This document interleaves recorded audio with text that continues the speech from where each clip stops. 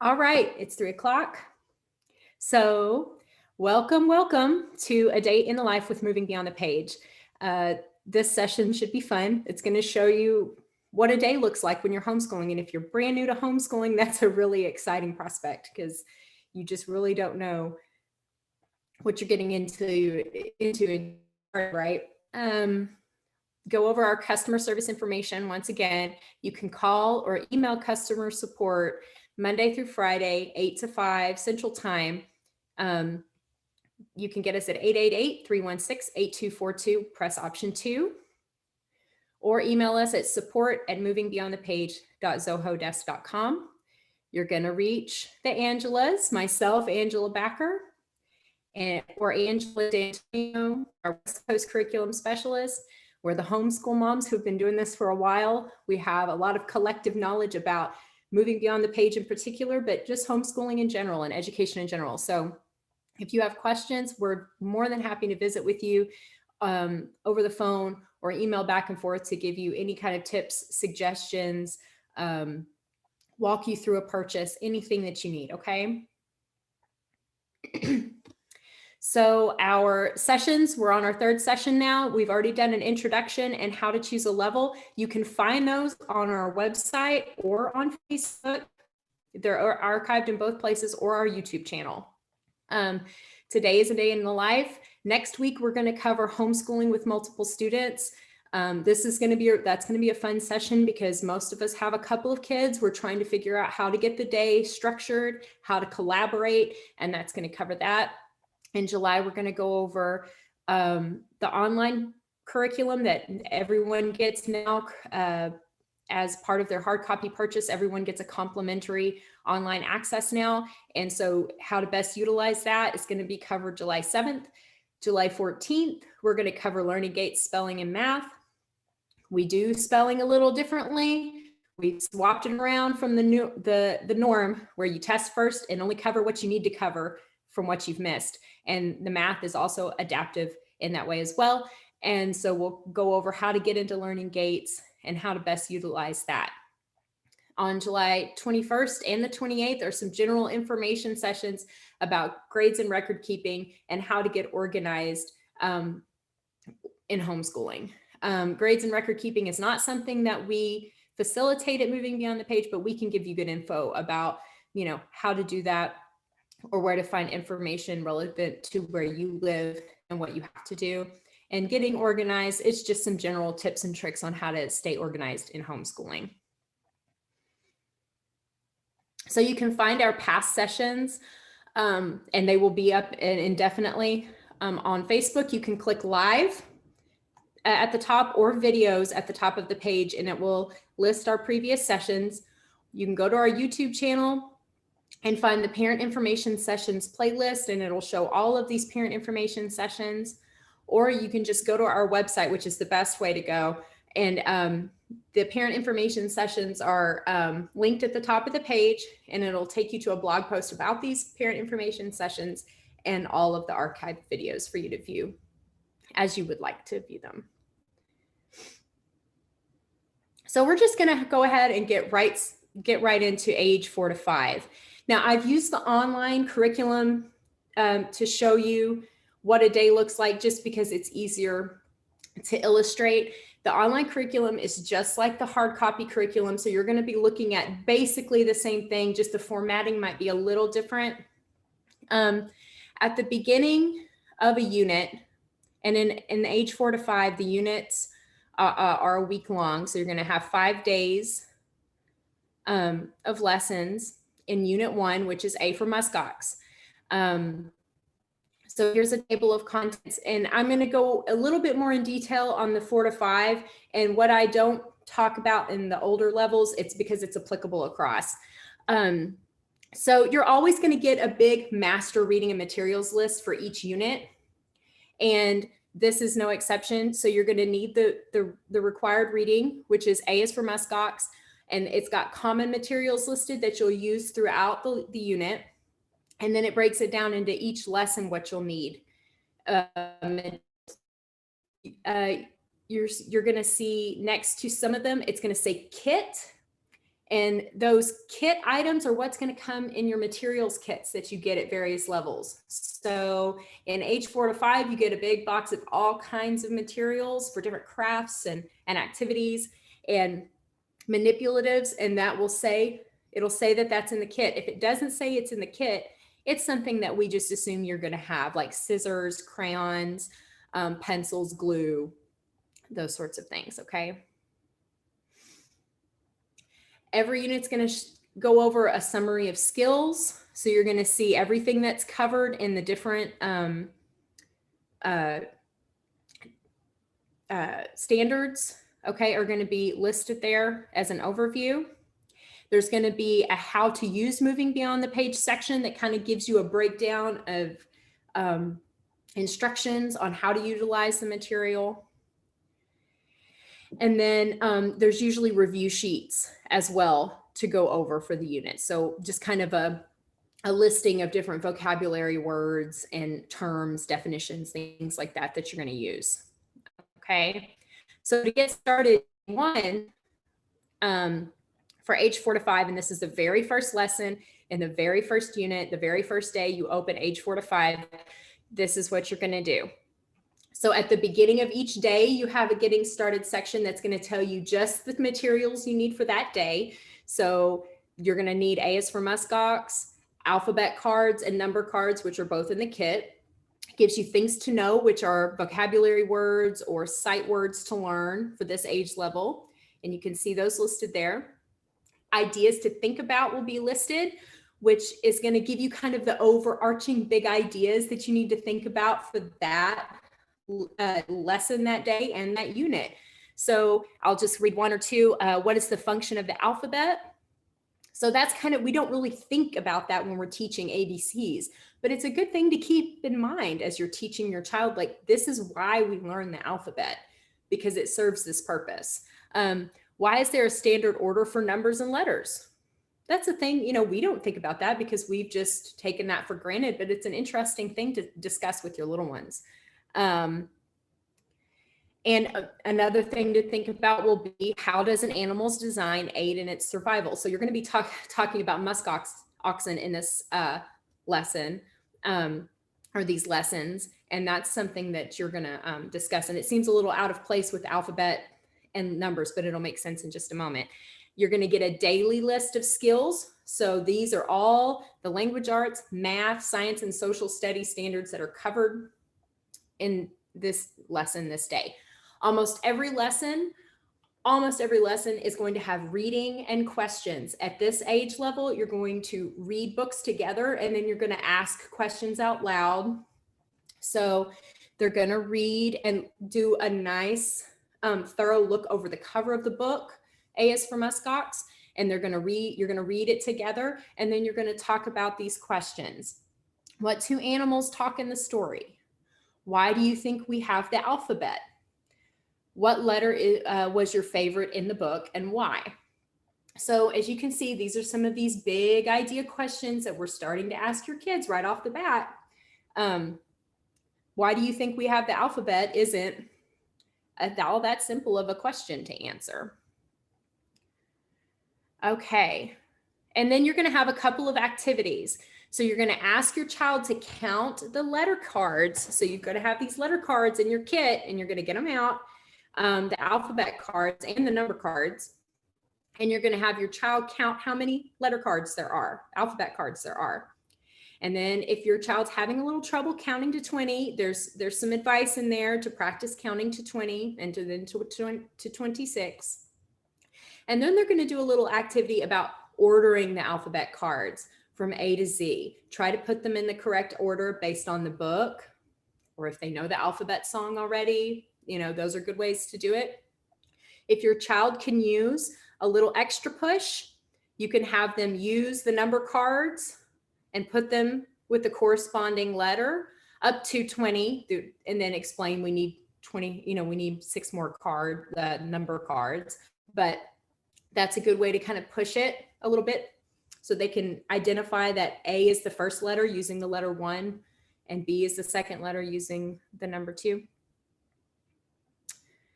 All right, day 2, They're going to need some crayons, markers, colored pencils.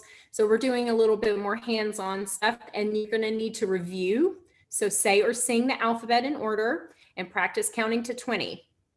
Then they're going to do, you're going to introduce a little multimedia talking about musk oxen.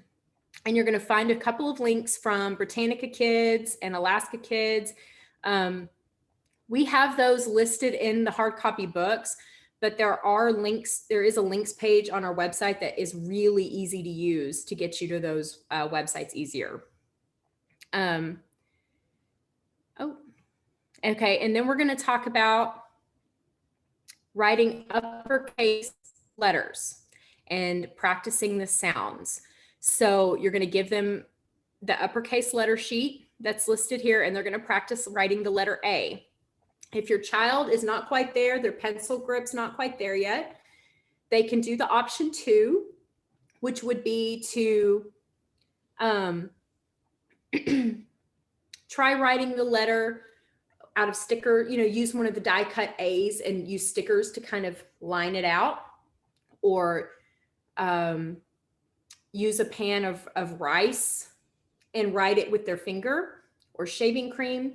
And there's an activity extension here that goes over pencil grip that would be really helpful to use. Okay. Oh yeah, and there's a whole listing here of ways that you can practice letters that's not just using a pencil to write the letter. Excuse me. So like, squirt bottles out in the dirt, or anything that you can come up with to get them trying to make those shapes is really important.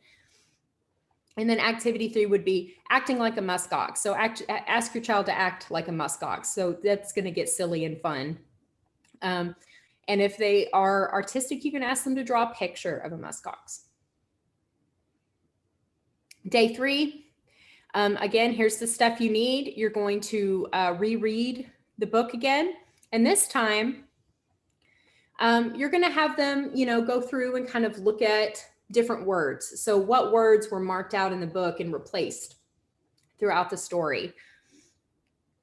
Ask them about the word herd, and they may give you a different answer than, a group of animals. They may say, oh, it means you hear something, and that's cool. You're just getting them talking about words, okay? Then you're going to go over the sight word you. You're going to go over that in the book that you're reading. Then you're going to practice writing lowercase a's, either on this practice sheet, or again, you can use the different ways that we've described in the previous day. They can use shaving cream to write in. They can use rice in a pan to write in, anything, okay? They're going to go over counting and number recognition. On the backs of the cards, there are dots for them to count. So that's an important exercise. And then they're going to review their the letter cards, like flashcards, okay? And that's just, you're going to start doing a lot of practice. This week, they may not learn all 26 letters. That's okay. But you're going to introduce practicing every week, okay? Day 4, again, you're going to, here's the stuff you need. Here's the review. This is what you need to go over. So ask them to say their alphabet, count to 20, talk about the word herd, talk about the sight word you, talk about the letter A. They're going to do some activities learning about muskox habitats, and they're going to do a little muskox craft, which you can see here. They're going to use cotton balls and yarn to decorate their muskox. And then they're going to do a letter sound sheet where they look at the picture. So arrow, they're going to identify what letter is the first sound in the word arrow, leaf, astronaut, house, and so on. Day 5, again, here's the stuff you need, and here's the review. It's basically the same review by now. And then they're going to do some number recognition and writing. So we want them to start to begin associating the quantity of numbers with the word and the symbol for each number. So you're going to do an activity like that, okay? And you're going to start practicing some letters. Okay. If you're not ready to trace these letters with a pencil, use an optional activity. Then they're going to start their reading workshop, and and that's something they're going to do every Friday. They're going to kind of do, you're going to introduce. Oh, I'm sorry. I just saw something. No, Jen, the online version does not give different lesson plans. It's the same lesson plan. It's just the format looks different versus the print version, but it's all the same information. Okay. It basically looks the same. Like what you're seeing now, this activity 2 that I have up here is basically what it looks like printed out in the hard copy version. So the reading workshops are going to introduce a new reading skill, like, in this particular instance, we're going to practice looking at the words left to right and following along with our finger as we read. And then we're going to do a writing workshop the same day where they practice writing, and they're going to say, I don't know how to write yet. Well, you're just going to tell them to pretend to write something, and it just gets that act of writing going.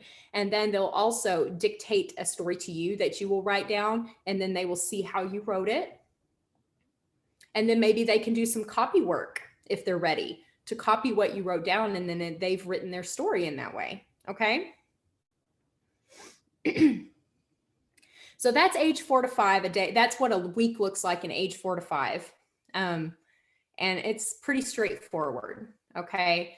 We won't cover 5 days worth of work in the higher levels because it's just too much, but it's important to know that age 4 to 5, 5 to 7, and 6 to 8, the science, social studies, and language arts material is all integrated. Okay. So it's not, you can't pick it apart.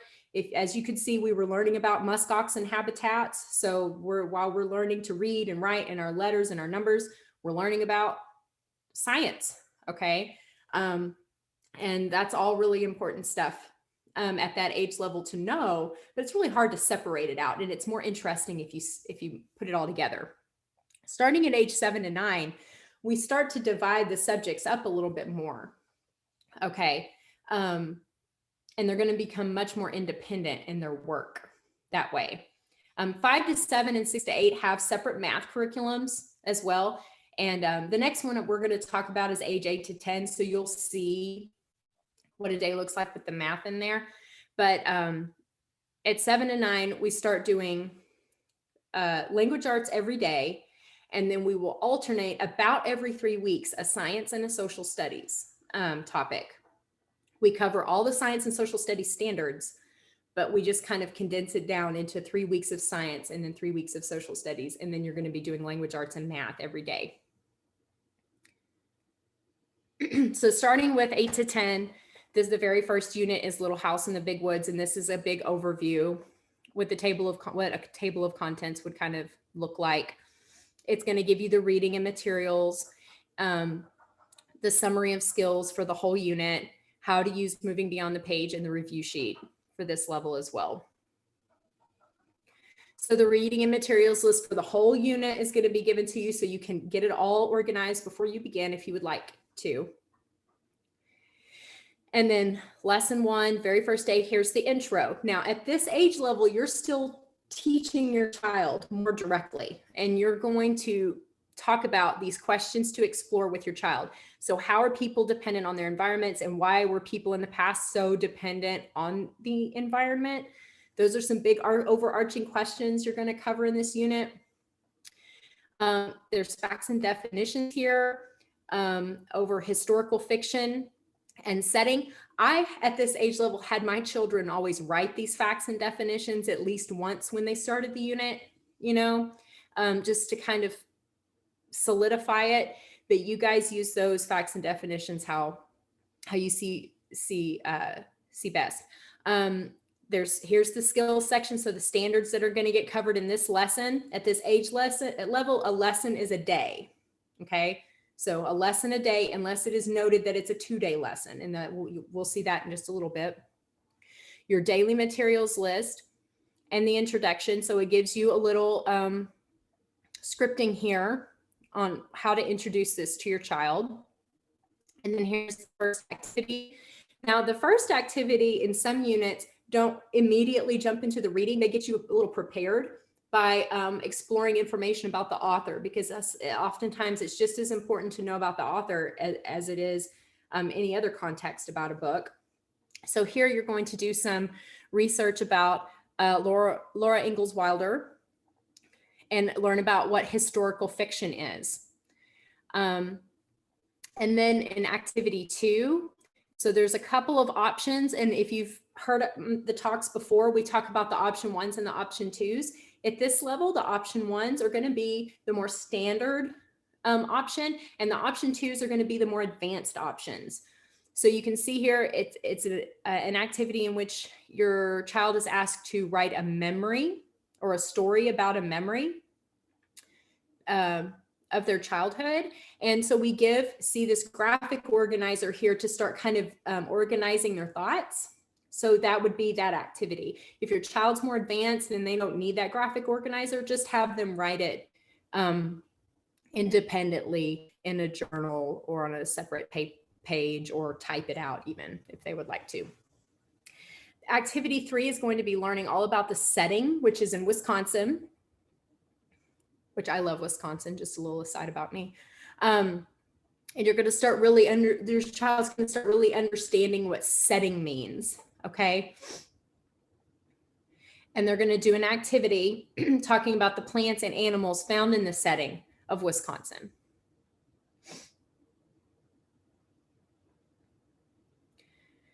So there's always going to be a little conclusion and sometimes a little life application lesson or suggestion at the end of each lesson. So ask your child to describe what he learned about the author and the state of Wisconsin.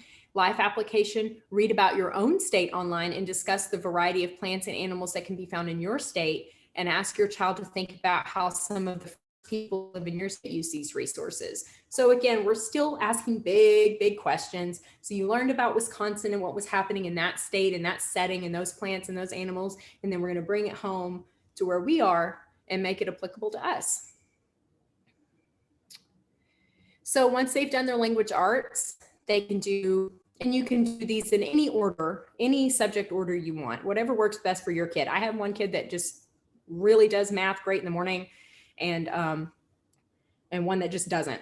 She has to wait until her brain wakes up in the afternoon. So so you can order it in any way you want, but this is going to show you the science unit, which is accompanying to Little House in the Big Woods, which is dirt and plants. So here's the table of contents there. The reading and materials, or well, we're not going to do the reading and materials, but you know they're all there. This is the intro section for the first lesson over soil. So it's going to give you questions to explore again. How is the soil dependent on living things? How are living things dependent on the soil? Those are big questions. You know, sometimes we just think of dirt as dirt.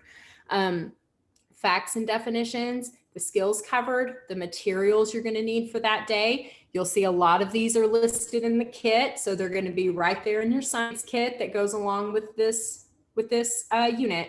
Easy to find. Reading and questions. So your child's going to read the book Dirt aloud, and you're going to answer some of these questions. They're going to have room to write out the answers, or you can discuss some of the answers, or a little bit of both. Usually a little bit of both works the best. Activities. They're going to reread page 8 in the book, and then they're going to put a blindfold on and try to identify. Now your kit is going to come with these things. It's going to come with clay and silt and gravel and sand.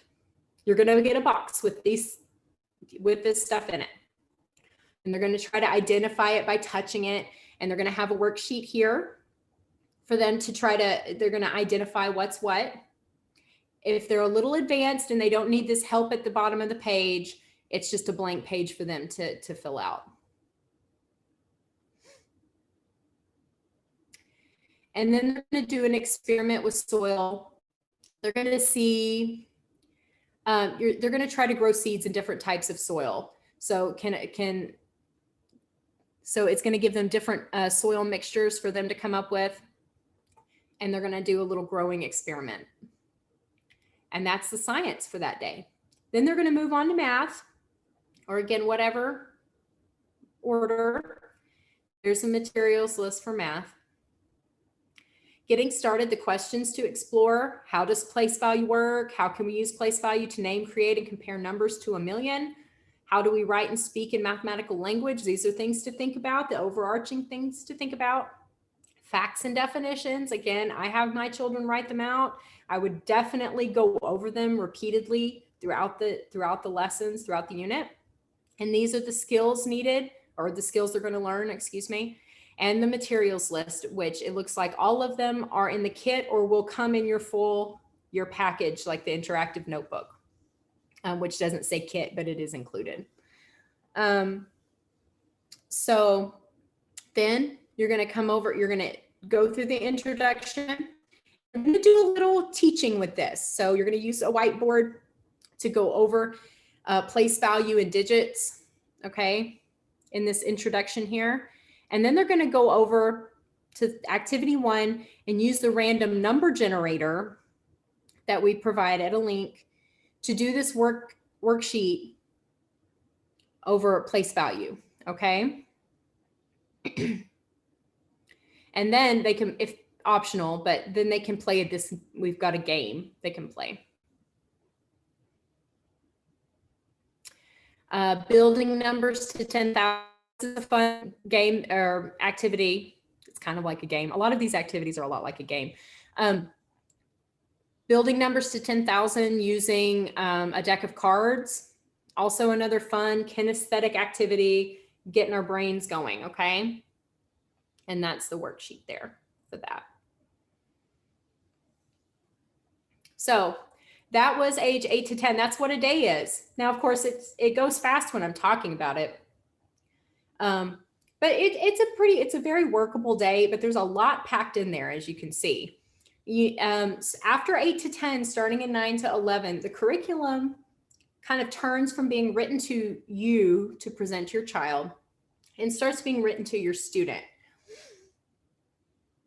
Starting in age 11 to 13, the science, social studies, and language arts are now completely picked apart from one another, and they're going to do all three every day instead of alternating the science and the social studies.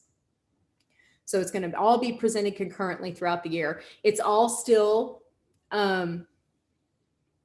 we still try to tie all of them together, you know, in concepts, but three separate subjects. So the very first unit in 11 to 13 is studying John Steinbeck's The Pearl. So the reading and materials list for that is obviously you're going to need the Pearl and these various items. There's not going to be, in the older ages, there's not going to be a lot of crafty items that come in our kits. You know, it's really just science kits. So, but we rely on you guys to have, again, markers and, you know, note cards and paper and poster boards sometimes. Another thing that starts in 9 to 11, which I, as a grammar nerd and a literature nerd, I love this, is the handy guide to writing and grammar. That's going to be in all of your curriculum books for language arts. And as you can see, it's got all of these parts of speech listed, examples, use them in a sentence. So if you're somebody who, you know, is a little rusty on your grammar and you're kind of worried about how you're going to teach that, this is a great guide. It talks about sentence structure, grammar rules, writing different kinds of phrases, figurative language, story elements, the writing process, types of writing, and writing dialogue. A really handy guide, really, really handy. So to get started, and I want you to pay attention to this getting started section, you'll notice it says, in this unit, you will read the novella, The Pearl by John Steinbeck. So it's written all to your student. You do have a parent overview at the very back that you can remove for your use. That's got a parent overview and answer keys and guidance. But it's written to your kids. So starting at 9 to 11, and definitely 10 to 12, 11 to 13, 12 to 14, your child is reading this curriculum and taking it in themselves. So it's written to them, and the introductions are written to them, and it's all info they need to know. So they need to read it beginning to end. Okay. It's no skipping on to the activities for them anymore. There's no stuff they need for the lessons. It's their curriculum book. Ideas to think about: how do people's experiences shape and change their perspectives? Things to know. So it gives quite a few vocabulary words. I'm going to go over 2 days in 11 to 13. Oh, I've got plenty of time to do that. Because one of the lessons, the science lesson, is stretched to 2 days, and you'll see why. But so day 1 for language arts study, John Steinbeck. Again, learn about the author. It's important to know why and how they wrote what they wrote. And they'll do an activity about the research they've done. We give them several sources to find information. And then there's a vocabulary activity over the words that you just saw in the things to know. So they'll have that to work on. And it's the conclusion today. Like I said, there's always a conclusion or kind of a life application to look over. So Steinbeck's experiences of working on farms with laborers made him aware of their hardships and struggles. And these experiences greatly influenced his writings. As a writer, you will find some of your best writing most likely flows from your own experiences. So we're trying to give them a little ownership of their education and how it applies to them. So for science, they're going to study the hydrosphere. Again, you can find the summary of skills, how to use it, review sheets, reading of materials, all at the beginning of these books, hard copy curriculum books. Getting started, they're going to need a few more things to get started with their science today. So they're going to need the book Painless Earth Science, and then a lot of stuff from their kits, and a few things like measuring cups and spoons, salt, and a pot, because they're going to be making a saltwater solution. Things to know: they need to write these, like density and the equation for density. And things to think about, like what are some of the unique characteristics of water. Going forward, you're going to read from Painless Earth Science and answer these questions, and they will have space in their book to answer their questions. And then they're going to visit this web link and answer questions from that about water density. This is from usgs.gov. So we try to send them to the best, most informative websites, either government websites or, Smithsonian, Britannica, places like that. Then for activity 1, they're going to start making these saltwater solutions. You'll see they're going to make a 0%, 25%, 50%, 0% solution. So there's all the steps there to make these saltwater solutions. And then they're going to go and fill up a tray of ice cubes, put it in the freezer, and they're also going to be, learning about density a bit and all of that. But this is prepping for tomorrow. And you're going to see that a lot of the older levels, some of the sciences, they learn a bit, and then they're going to prep for a multi-day experiment. Okay. So once they're done with their science, they're going to move on to social studies, and they're going to be studying Egypt and Mesopotamia. They're going to talk about civilizations. Here are the things they need. Things like the ancient civilization time cards and world history timeline, those come with your full year packages. A 3-ring binder, glue sticks, things like that. We expect you have those things. Things to think about, or ideas to think about, like how can modern people learn about the cultures of ancient civilizations? What are the characteristics of a civilization? So there's the big ideas, and then things to know. So some facts and definitions to maybe do some copy work on. Reading and questions. Like I said, most lessons have reading and questions. So you're going to, if you haven't noticed, you're doing a lot of reading in our literature-based curriculum. And that's why placing them in the correct level reading wise and writing wise is so important. They're going to read out of ancient civilizations and answer these questions. And then they're going to do an activity social structure based on what they've read. And here's the activity sheet for that. So they'll place people or the ruler, the farmers, the artist in whatever hierarchy they believe is correct based on what they've read. Then they're going to start using their timeline. I love the world history timelines because they come with these cool colored cards from different civilizations and points in time. You put them on this, you can flip through the world history timeline and put things in order. And it's really interesting to see what was happening at the same time and how far apart some things really were, or how close together some things really were. So that's where they're going to put together their timeline. And activity 3 is getting ready to learn about ancient Egypt. So you're going to do some brainstorming about what they already know about ancient Egypt and what they would like to learn about ancient Egypt. Egypt was one of my special interests as a child, so I had a lot of fun when my child was going through this one this year. Conclusion: in the next lesson, you'll learn why we know so much about ancient civilizations and why there's a lot we don't know. So it kind of sets them up something to think about for tomorrow. So this is day 2, lesson 2, day 2 of the Pearl. So this day they're going to read chapter 1 and answer questions. Again, it goes over the stuff you need, things to think about, things to know. Activity 1, phrases and parts of speech. So they're going to have a parts of speech page,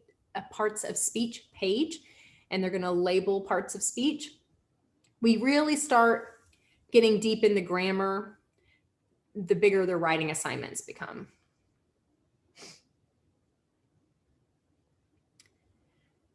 And that's a lot to cover. They're going to be reading a lot, answering questions, doing parts of speech.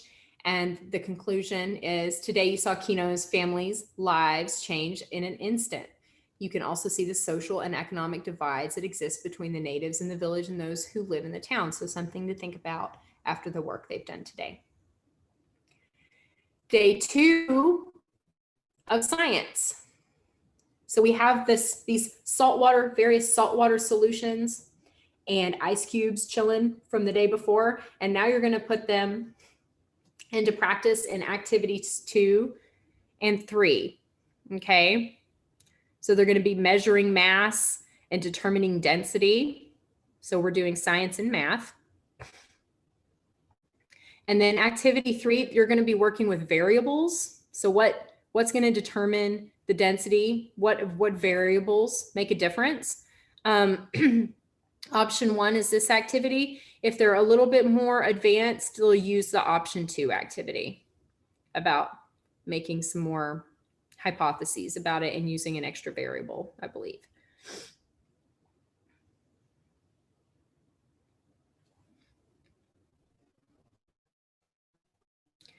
Conclusion: go back and reread the description in the box at the bottom of page 103 and explain to your parent why a pail of salt water is more dense than a pail of pure water. So now they have gone through these activities and they've learned that salt water is more dense than pure water. And they're going to be able to explain it to you because they've done the work to figure it out, right? Interesting little life application. It is said that conversations must be seasoned with salt so that one is always prepared for an answer in dealing with others. Consider the importance of salt for taste and food preservation. Too much destroys the taste, and too little at one time led to food spoilage. So how salty are your conversations? Not enough, too much, or just the right amount? So lesson 2, day 2 of social studies is going to talk about archaeology. And the day before, we talked about the importance of, well, you'll see in a minute. So we're going to be doing some archaeological digs. So some of this may take a little preparation. One of the activities, your child can either do a dig at your house. So if somebody wanted to prepare a dig for them, you do that. or they can do a virtual dig. Or if you live somewhere that has an abundance of fossils, or, you know, on my ranch, my parents' ranch, they've got some, you know, some arrowheads and things like that that you can find in certain areas of the land. So if you can find something like that, that would be something cool to do. But once again, you're going to read, they're going to read, see all this that they have to read and go through the stuff that they're going to need. So you're going to see stuff to do, to set up a dig site on there, ideas to think about, things to know, some new terms and definitions, more reading and questions. And then you are the archaeologist. So you're going to either do your own dig using these pages, analyzing the artifacts they find. And this is how they do the dig site, using this page here. What science package is that?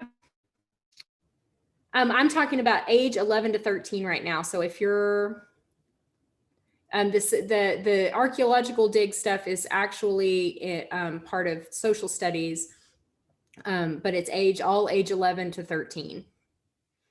Now, if you don't have space or the ability to get somewhere to do a reel where they have to mark off the grid and do an archaeological dig, you can do a virtual one. And sometimes that's even better because they can really, instead of worrying about digging, they can just really get into what's being found. Okay. And they'll analyze the artifacts. Here's the conclusion. As you found, archaeology requires careful planning, attention to detail, meticulous record keeping, and often a great deal of patience. So some information just to talk about how to apply that, and a little information, you know, extra stuff to watch about digging archaeology from PBS, or what is archaeology from YouTube. Little extra deep dive into the subject matter there. And that's all I have. What questions do you guys have? What would you like to go over that I haven't covered?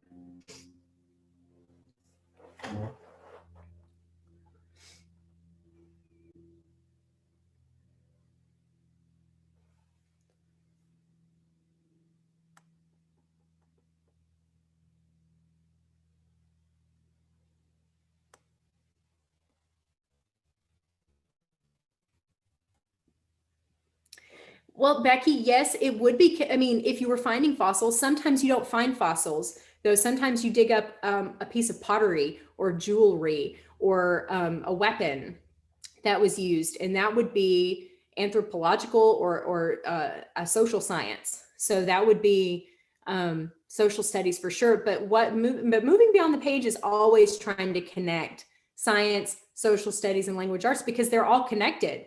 You know, if you dig up a piece of pottery, there is science in trying to date that pottery, and there is social studies in looking at the shape and what it's made of, which could also be science. What markings are on it, what it was used for, and that can tell you a lot about a society.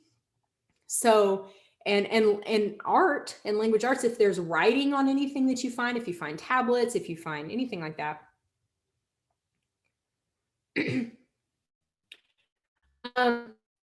So the archaeological one is under Egypt and Mesopotamia. It's that unit under age 11 to 13. Talk about whether we need to do all activities listed for each day, or are we picking and choosing? So Jennifer, we intend for you to use all the activities. However, you use what works best for you. If you use all the activities, you're going to be certain to hit every single standard that's been laid out beforehand. But, you know, sometimes, like in Little House in the Big Woods, there are like a couple of cooking activities, and actually there's cooking activities throughout the whole curriculum, you know, beginning to end. Stuff like that you come upon that's more for just enrichment, art, like just a fun family activity. We understand if you need to leave that to the weekend, or, you know, or maybe instead of writing out every single answer to every question that day, you guys just need to orally discuss them, because you're short on patience and time. Is there a day-to-day schedule for 9 to 11 age group? Yes, there are days. We actually are coming out with, we've already got a 5-day schedule out that you can print off and use. We are also coming out with a 4-day schedule. So if you want to condense your school year into 4 days a week, that's going to be something you can find on our website. And Lourdes, if you want to hold on, I could get you those links, or you can send me an email and you and I can email back and forth about it. Becky, yeah, and you can look, I mean, go on our website. There's I mean, you can really click and look at every little thing, if you have time to do that as well.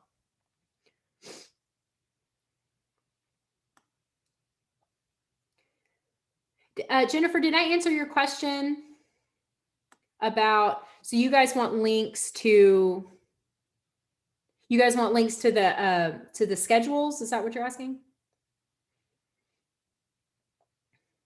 Okay, so when we wrap up here, give me a few minutes and I will get those links posted in this chat right here. And that way we can get those to you easily, okay?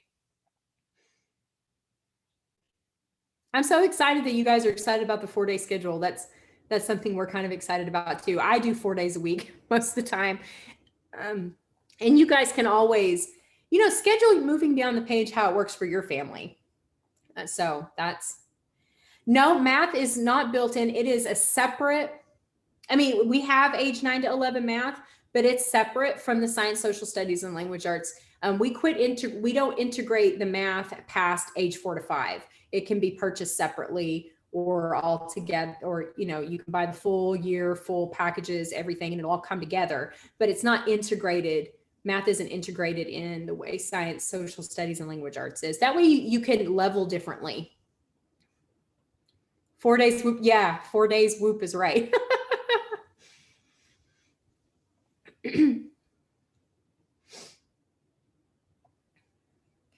And don't forget, Angela D'Antonio and we man the phone Monday through Friday, 8 to 5. So give us a call or email us.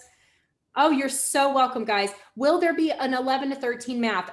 The next math that's going to get released is 10 to 12, and I don't know what the future is after that for sure yet.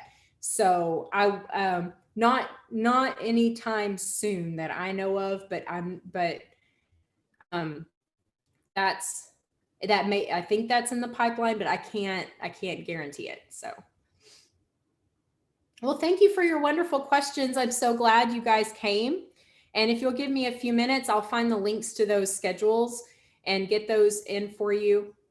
And don't forget, you can come back and rewatch, or if somebody missed it, they can rewatch later on our Facebook page or on our website, okay?